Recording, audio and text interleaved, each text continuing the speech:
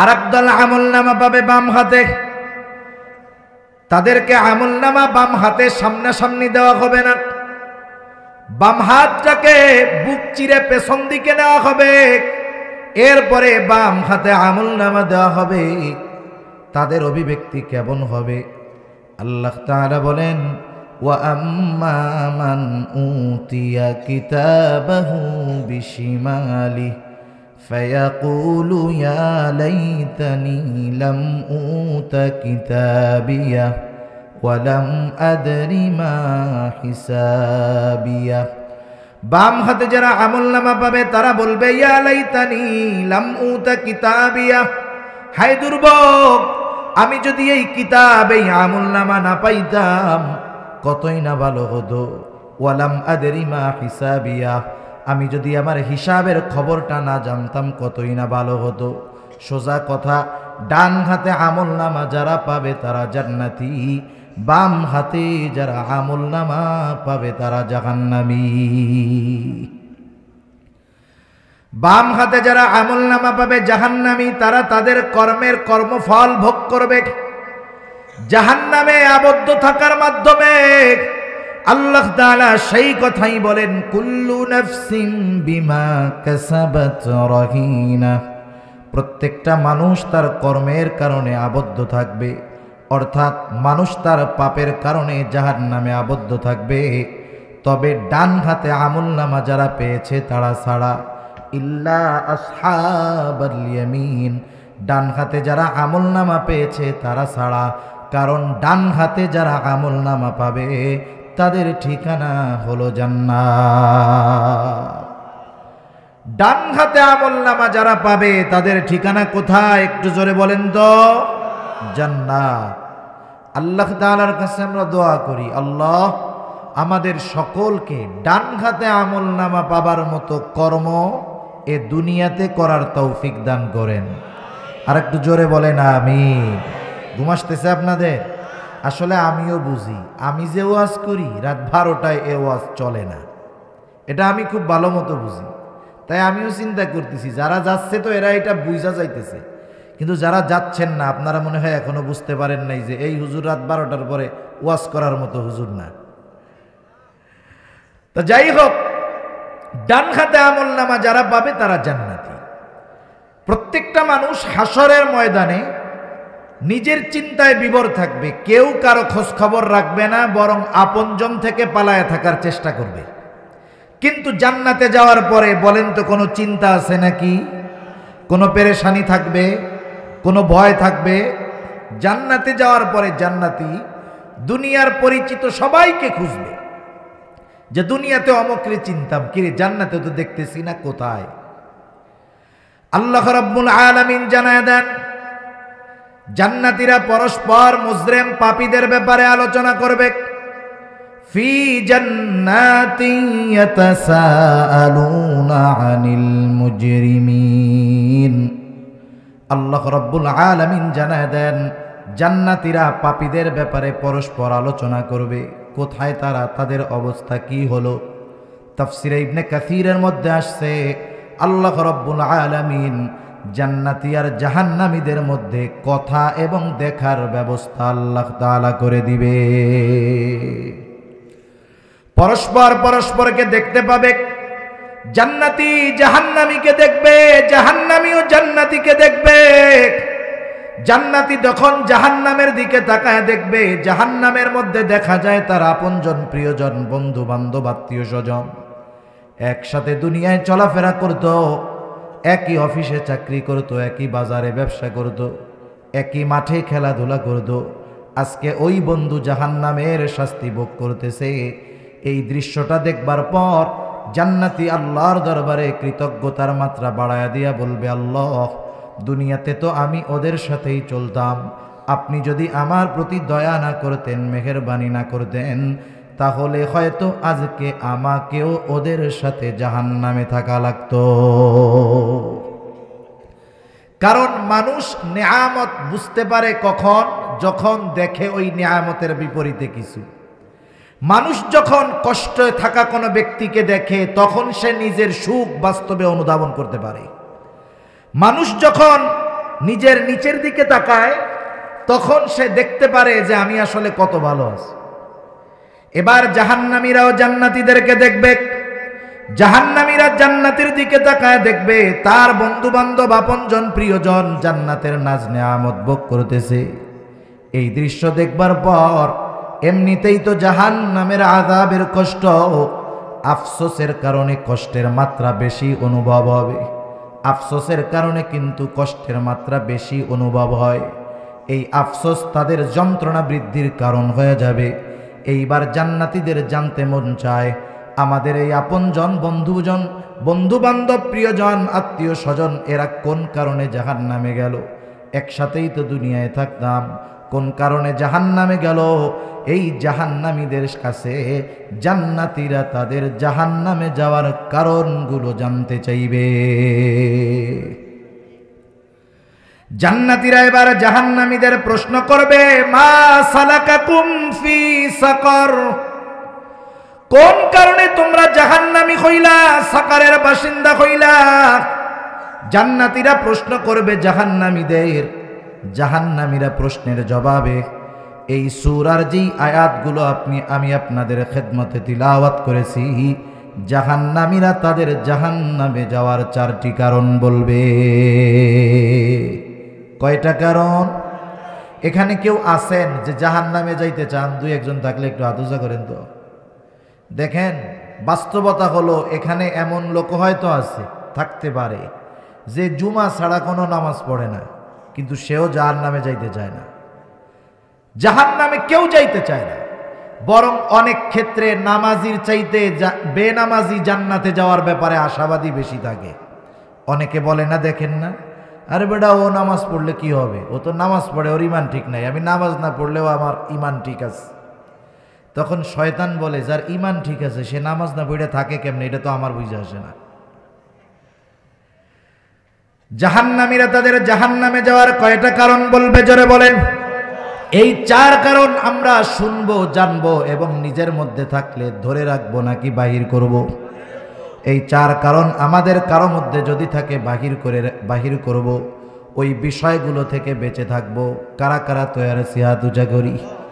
নারায়ে তাকবীর, আরো জোরে নারায়ে তাকবীর, মাশাআল্লাহ, হাত নামাই। জাহান্নামীরা তাদের জাহান্নামে যাওয়ার 1 নাম্বার কারণ বলবে, লাম নাকু মিনাল মুসাল্লিন। 1 নাম্বার কারণ, আমরা মুসল্লি ছিলাম না। এখন প্রশ্ন হলো, মুসল্লি কাকে বলে? আমাদের শহরের মসজিদগুলা দেখা যায় অনেক জায়গায় 5 তলা 7 তলা মসজিদ। এমনি নামাজের দিন খবর নাই, জুমার নামাজে 5-7 তলা ভরার পরেও রাস্তায় আরো 2 মসজিদের লোক দাঁড়ায় কি দাঁড়ায় না? আফসোসের বিষয়, যেই মসজিদে জুমার দিন 7 তলা ভরার পরে আরো বেশি মানুষ রাস্তায় থাকে, ওই মসজিদটাতেই জুমার দিন আসরের নামাজে ভেতরের 3 কাতারও ভরে না। সপ্তাহে 1 দিন যারা নামাজের জন্য মসজিদে যায় এরা কখনোই মুসল্লি হতে পারে না। মুসল্লি হলো সে শত ব্যস্ততার মাঝে কোনো সময় নামাজ ছাড়ে না, ব্যস্ততা তাকে নামাজ থেকে ফিরায় রাখতে পারে না। বরং প্রকৃত মুসল্লি তো সে যার অন্তর সর্বদা মসজিদের সাথে থাকে। সে যেখানেই থাকুক না কেন নামাজের চিন্তা তার অন্তরের মধ্যে থাকে। যার অন্তর মসজিদের সাথে থাকে তার জন্য আরো সুসংবাদ। নবীজি সাল্লাল্লাহু আলাইহি ওয়াসাল্লাম এক হাদিসের মধ্যে বলেন, কিয়ামতের দিন আরশের ছায়া ছাড়া আর কোথাও কোনো ছায়া থাকবে না। সূর্যটা একেবারে নিকটে থাকবে, 9,30,00,000 মাইল দূর। ওই সূর্যের আলোর তীব্রতা গরমের দিন এত বেশি হয়, ফ্যানের মধ্যে থাইকাও কাজ হয় না। শুকনা জায়গায় জমিনটা ফেটে চৌচির হয়ে যায়। বিজ্ঞান বলে সূর্যের শীতলতম দিকটা দুনিয়াবাসীর দিকে দেওয়া, কিয়ামতের দিন সূর্যের উত্তপ্ত দিকটা হাসরবাসীর দিকে দেওয়া হবে। সূর্যটা একেবারে নিকটে থাকবে। নবীজি বলেন ওই দিন আরশের ছায়া ছাড়া আর কোথাও কোনো ছায়া থাকবে না। নবীজি বলেন ওই দিন আরশের ছায়ায় 7 শ্রেণীর মানুষ স্থান পাবে। এই 7 শ্রেণীর মধ্যে এক শ্রেণীর মানুষ হলো রাজুলুন কলবুহু মুআল্লাকুন ফিল মাসাজিদ। এক শ্রেণীর মানুষ হলো তারা, নবীজি বলেন, যাদের অন্তর সর্বদা মসজিদের সাথে লাগোয়া থাকতো। মসজিদের সাথে থাকা মানে মসজিদের মধ্যে থাকা তা নয়। যেমন আমরা এই যে মনে করেন নির্বাচনের সময় আসতেছে, মিছিল টিছিল তো একটু প্র্যাকটিস করার দরকারও আছে, বলবেন না? মনে করেন আপনারা যখন মিছিলে যাবেন যে অমক ভাই এগিয়ে চলো, কি বলবেন এরপরে? একটু জোরে বলেন। যেই ভাইয়ের মিছিল দিচ্ছেন দেখা যাবে ওই ভাই এলাকায় নাই, আছে ঢাকাতে, কিন্তু ঘোষণা দিলেন কি, অমক ভাই এগিয়ে চলো, আমরা আছি তোমার সাথে। আপনি কই আর সে কই, সাথে থাকলেন কই?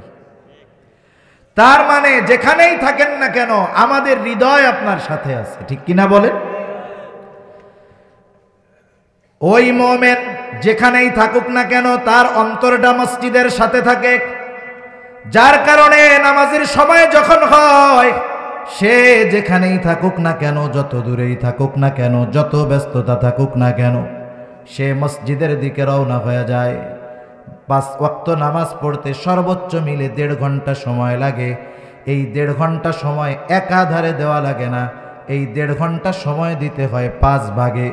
এই 1.5 ঘন্টা সময় 24 ঘন্টার মধ্যে যারা মসজিদের মধ্যে হাজির হয়, নবীজি জানায় দেন ওরা তো খাঁটি মুসল্লি, হাসরের ময়দানে ওরা আরশের ছায়ায় স্থান পেয়ে যাবে, আরশের ছায়ায় স্থান পেয়ে যাবে। তাহলে বলেন খাঁটি মুসল্লি হইলে আখেরাতে লাভ আছে না নাই? আখেরাতেরটা তো আমরা বাকি মনে করি। এবার আসেন মুসল্লি হলে দুনিয়ার লাভ আছে, এটাও জানার দরকার আছে। সাধারণভাবে নিয়ম হলো কেউ যদি দ্বীনের উপরে চলে, শরীয়তের পরিপূর্ণ বিধান মেনে চলে, তাহলে আখেরাতের লাভ থাকার পাশে পাশে আল্লাহ তাআলা দুনিয়ারও বড় বড় লাভ তাদেরকে দিয়ে দেয়। দুনিয়ার লাভ হয়। দুনিয়ার লাভ কি একটা উদাহরণ নেই। মনে করেন অনেক মানুষ আছে নামাজ পড়ে না, এক বাজারে মসজিদ, একটা বিশাল বড় বাজার, বাজারে যে কয়টা দোকান আছে ওই দোকানের যতগুলো মানুষ হবে, মালিক হবে, ওই শুধু দোকান মালিকরাই যদি মসজিদে যায়, মসজিদে জায়গা হবে না। কিন্তু দেখা যায় কি, মসজিদে নামাজের সময় 2 কাতার 3 কাতার মানুষ, মানে ওই বাজারের 10% মানুষও 5 ওয়াক্ত নামাজ পড়ে না। এখন মানুষ যে নামাজ পড়ে না, নামাজ না পড়ার কিছু কারণ আছে। কারণগুলোর মধ্যে অন্যতম একটি কারণ, মানুষ জীবিকা উপার্জন তথা জীবন উপকরণ অন্বেষণ করতে গিয়ে নামাজ পড়ার সুযোগ পায় না। যেই দোকানদার নামাজ পড়ে না জিজ্ঞাসা করবেন, বলে ক্রেতার চাপ, নামাজ পড়ার টাইম পাই না। অথবা বলবে দোকানে কর্মচারী নাই, দোকান বন্ধ করে গেলে ঝামেলা, নামাজ পড়ার টাইম পাই না। সিএনজিওয়ালা, অটোওয়ালা, রিক্সাওয়ালা জিজ্ঞাসা করবেন নামাজ না পড়ার কারণ কি, বলে আমি আমার ব্যস্ততায়, যাত্রীর চাপে, কর্মের কারণে নামাজ পড়তে পারি না। বুঝে থাকলে একটু জবাব দিবেন, মানুষ কি কর্ম, কাজ, ব্যবসা যাই করে করুক, এগুলো কি শখে করে না জীবন উপকরণের জন্য করে? জীবন উপকরণ বাংলা শব্দ, আরবি হলো রিজিক। তাহলে মানুষ রিজিক উপার্জনের জন্য কাজ করে, ঠিক না? এখন দেখেন, বলেন তো রিজিকের মালিক কে? আর একটু জোরে বলেন না, কে? রিজিকের মালিক হলেন আল্লাহ। এ ব্যাপারে তো কারো সন্দেহ নেই। যিনি নামাজ পড়েন না তারও এই ব্যাপারে ইয়াকিন যে রিজিকের মালিক কে? আল্লাহ। এখন দেখেন, রিজিকের মালিক আমাদেরকে নামাজ পড়ার নির্দেশ দিলেন, অথচ ওই রিজিকের মালিকের আদেশ না মেনে যদি রিজিক তালাশ করি, রিজিক পাওয়া যাবে? পাওয়া যাবে না। অথচ রিজিকের মালিক বলছে নামাজি হও, আমি তোমাদের রিজিক দিব। সুবহানাল্লাহ বলেন। আল্লাহ রাব্বুল আলামিন বলেন, ওয়া'মুর আহলাকা বিস-সালাতি ওয়াসতাবির আলাইহা লা নাসআলুকা রিজকা নাহনু নারযুকুকা ওয়াল আকিবাতু লিত-তাকওয়া। আল্লাহ রাব্বুল আলামিন বলেন, ওয়া'মুর আহলাকা বিস-সালাতি ওয়াসতাবির আলাইহা, বান্দা তুমি তোমার অধীনস্থ যারা আছে তাদেরকে নামাজের আদেশ করো, অর্থাৎ তোমার অধীনস্থদেরকে তুমি মুসল্লি বানায় ফেলো, তুমিও তার উপরে অটল থাকো। তার মানে নিজে মুসল্লি হও, ঘরের মানুষদেরকেও মুসল্লি বানায় দাও। বান্দা আমি আল্লাহ তোমার কাছে রিজিক চাই না, কিন্তু তুমি নামাজি, ঘরের মানুষ নামাজি, তুমি মুসল্লি, ঘরের মানুষ মুসল্লি। আল্লাহ তাআলা বলেন তোমরা মুসল্লি হওয়ার কারণে নাহনু নারযুকুকা, আমি আল্লাহ তোমাদের রিজিক দিয়ে দিব। বেনামাজি নামাজ বাদ দিয়ে রিজিক তালাশ করে হয়তো রিজিকের কিয়দাংশ পেতে পারে, কিন্তু ওই রিজিকের মধ্যে বরকত পাবে না। কিন্তু নামাজি, মুত্তাকি, মুসল্লি, যদি নামাজি এই ব্যক্তি রিজিক উপার্জন করবে দেখা যাবে কম, কিন্তু তার ওই অল্পের মধ্যে বরকত দিয়ে দিবেন কে? সবচাইতে বড় কথা তো জাহান্নাম থেকে বাঁচা যাবে। তাহলে জাহান্নামীরা জাহান্নামে যাওয়ার এক নাম্বার কারণ বলবে লাম নাকু মিনাল মুসাল্লিন, আমরা মুসল্লি ছিলাম না। আর বলেন আমরা কি হব? কি হব জোরে বলেন, আরো জোরে বলেন কি হব? আল্লাহ তাআলা আমাদের সকলকে খাঁটি মুসল্লি হওয়ার তৌফিক দান করেন। জাহান্নামীরা তাদের জাহান্নামে যাওয়ার দ্বিতীয় কারণ বলবে ওয়ালাম নাকু নুতঈমুল মিসকিন, আমরা মিসকিনদেরকে খানা খাওয়াইতাম না। মিসকিনদের খানা খাওয়ানো বড় ফজিলতের কাজ, সাধারণভাবে খানা খাওয়ানো ফজিলতের কাজ। নবীজির কাছে এক ব্যক্তি আসছে, এসে জিজ্ঞাসা করতেছে আইয়ুল ইসলামি খাইর, ইসলামের মধ্যে সর্বোত্তম কাজ কোনটা, আমল কোনটা? নবীজি ছিলেন উম্মতের রুহানি ডাক্তার। তিনি একই প্রশ্ন যদি একাধিক ব্যক্তি করতেন, ওই ব্যক্তির অবস্থা পরিলক্ষণ করে জবাব দিতেন। নবীজি এই ব্যক্তির এই প্রশ্নের জবাবে বললেন তুতঈমুত তাআম ওয়া তাকরাউস সালাম আলা মান আরাফতা ওয়া মান লাম তারিফ, তুমি মানুষকে খানা খাওয়াও আর পরিচিত অপরিচিত সবাইকে বেশি বেশি সালাম দাও। নবীজি এক নম্বরে বলছেন খানা খাওয়াও। এখন যদি কোনো গরিব মানুষ, অসহায় মানুষ কোনো ধনীকে খানা খাওয়ায়, দুনিয়ার স্বার্থে নয়, আল্লাহ তাআলার সন্তুষ্টির জন্য, বলেন তো এই খানা খাওয়ানোর মধ্যে ফজিলত আছে না নাই? নিঃসন্দেহে আছে। এখন কেউ যদি আত্মীয় স্বজন পাড়া প্রতিবেশীকে দাওয়াত দিয়ে খাওয়ায়, বলেন তো ফজিলত আছে না নাই? এখন সুন্দর মতো খানা খাওয়াইয়ে যদি টেবিল নিয়ে বৈশা থাকে, বলেন তো ফজিলত আছে না নাই? ফজিলত নাই।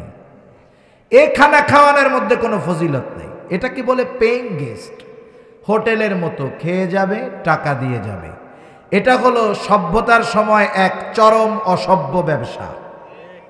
চিন্তা করে খাবে কয় টাকা? এই বাজারে কি 1000 টাকার কম দিয়া যাইতে পারবে? কত যে সিস্টেম আছে মানুষকে আটকানোর। আগে এক সময় এক বাড়িতে একটা বিভাগের কার্ড দিয়ে বলতো আপনাদের সবার দাওয়াত। ওই লোক চিন্তা করতো আত্মীয় তো দাওয়াত দিছে, আমরা বুড়া বুড়ি 2 জন, আর তো কেউ নাই।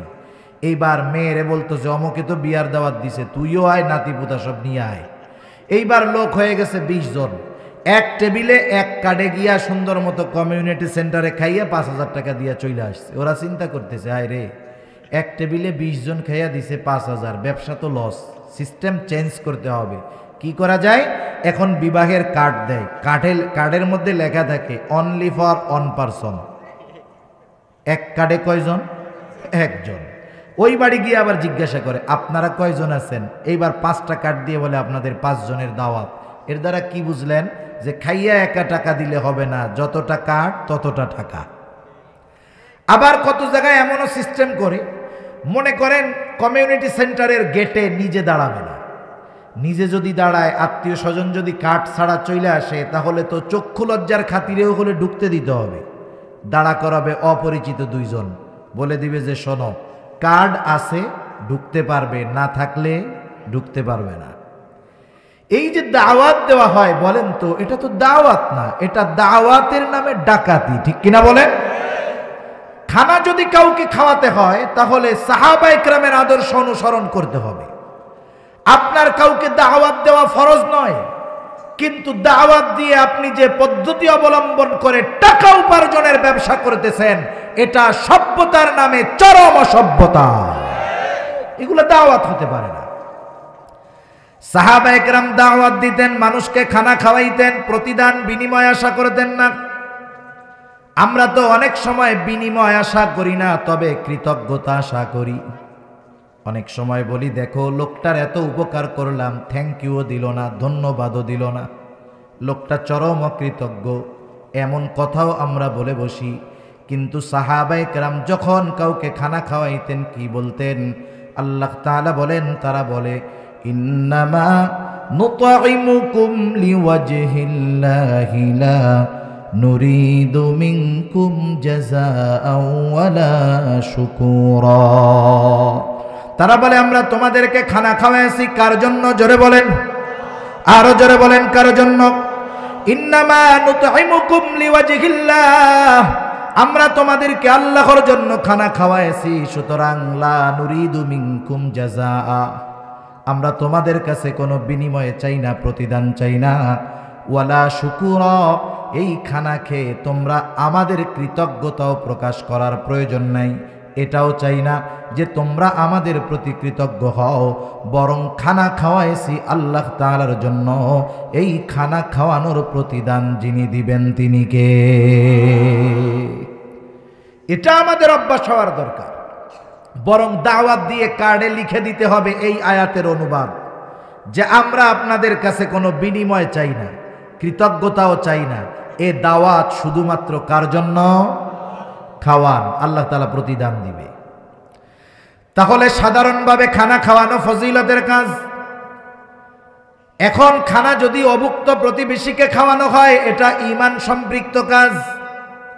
কারণ রাসূলুল্লাহ সাল্লাল্লাহু আলাইহি ওয়াসাল্লাম বলেন, লাইসাল মুমিন আল্লাযী ইয়াশবাহু, ওই ব্যক্তি মুমিন নয় যে নিজে পেট পুরে খায় আর তার প্রতিবেশী অভুক্ত থাকে। সেজন্য প্রতিবেশী যদি অভাবী হয়, দরিদ্র হয়, অভুক্ত হয়, তাকে খাওয়ানো এটা ঈমান সম্পৃক্ত এক আমল। এখন যদি আপনি একজন মিসকিনকে খাওয়ান যার কোনো কিছু নেই, এতিম, অসহায়, দরিদ্র, এমন মানুষকে যদি খানা খাওয়ানো হয়, বলেন তো ফজিলত কম হবে না বেশি হবে? একটু চিন্তা করেন। এই খানা খাওয়ানোর কারণে জাহান্নাম থেকে বাঁচা যায়, এই খানা না খাওয়ানোর কারণে জাহান্নামে যেতে হয়। সেজন্য মিসকিনদের খানা খাওয়ানো এটা বড় ফজিলতময় এক কাজ। জাহান্নামীরা তাদের জাহান্নামে যাওয়ার দ্বিতীয় কারণ এটাই বলবে, আমরা মিসকিনদের খানা খাওয়াইতাম না।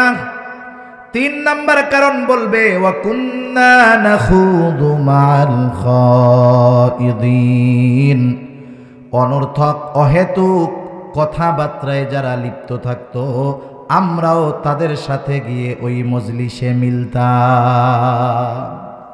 অনর্থক মজলিস, অনর্থক মজলিস কোনগুলো? এর উপমা যদি দিতে চাই, তাহলে আমাদের দেশের প্রত্যেকটা চায়ের দোকানের মজলিস হলো অনর্থক মজলিস। চায়ের দোকানগুলোর অবস্থা হলো কি? যেই দোকানে টেলিভিশন নাই, ওই দোকানের চা যত স্বাদ হোক, বেচা কিনা হবে না।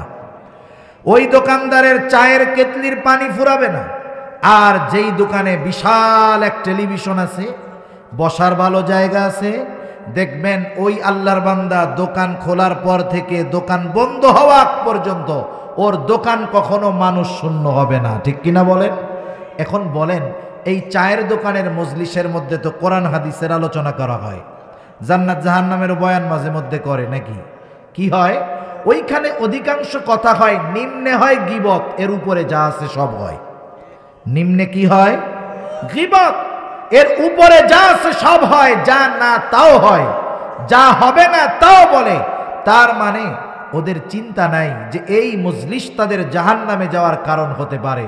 আমাদের জীবনের প্রত্যেকটা কথা বলার আগে মেপে মেপে বলার দরকার, কারণ প্রত্যেকটা কথা সংরক্ষণের জন্য ফেরেশতা তৈরি রাখছেন কে? আল্লাহ তাআলা বলেন, মা ইয়ালফিযু মিন কাওলিন ইল্লা লাদাইহি রাকীবুন আতীদ। সদা তৎপর একজন ফেরেশতা আছে। আমরা জবান দিয়ে যেই কথাগুলো উচ্চারণ করি, জবান দিয়ে কথাগুলো বের হওয়ার সাথে সাথে সেই ফেরেশতা কথাগুলো লিপিবদ্ধ করে ফেলে, রেকর্ড করে ফেলে, সংরক্ষণ করে ফেলে। এই জন্য আমাদের প্রত্যেকটা কথার হিসাব কিয়ামতের দিন দিতে হবে। এজন্য সাবধান, অনর্থক মজলিসগুলা থেকে আমরা বেঁচে থাকব। চায়ের দোকানে যারা আড্ডা দেয়, অধিক সময় কাটায়, এই সময় কাটানোর কারণ হলো তাদের হাতে অনেক সময় আছে এই জন্য, কিন্তু তাদের এই সময়টা দিনই কাজে ব্যয় হয় না। অনেক মানুষ আছে চায়ের দোকানে দীর্ঘ সময় কাটায় দেয়, কিন্তু বাজারে চায়ের দোকানের পাশে মসজিদ আছে, নামাজে যাওয়ার সুযোগ হয় না। বলেন তো এমন লোক আছে না নাই? ওই মানুষগুলোকে যদি বলা হয় সময় আছে, আপনি 3 দিন আল্লাহর রাস্তায় চলে যান, এক চিল্লায় আপনি চলে যান, তখন তারা ব্যস্ততার বাহানা দেখায়। মনে রাখতে হবে হায়াতটা হলো প্রজ্বলিত মোমবাতির মতো। বলেন তো মোমবাতিটা যখন জ্বালায় দেওয়া হয় আস্তে আস্তে ক্ষয় হয় নাকি বাড়ে?